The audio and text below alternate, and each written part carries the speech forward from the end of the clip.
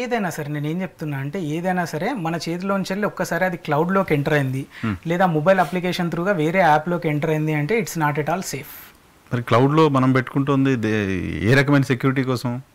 Apple అనే ఒక advantage ఏంటిది అంటే కొంతవరకు 99% అనుకోవచ్చు మనం సేఫ్టీ, బట్ 1% ఛాన్స్ అయితే ఉంది అక్కడ నుంచి కూడా డేటా థెఫ్ట్ జరిగే ఛాన్సెస్ అనేటివి ఉన్నాయి.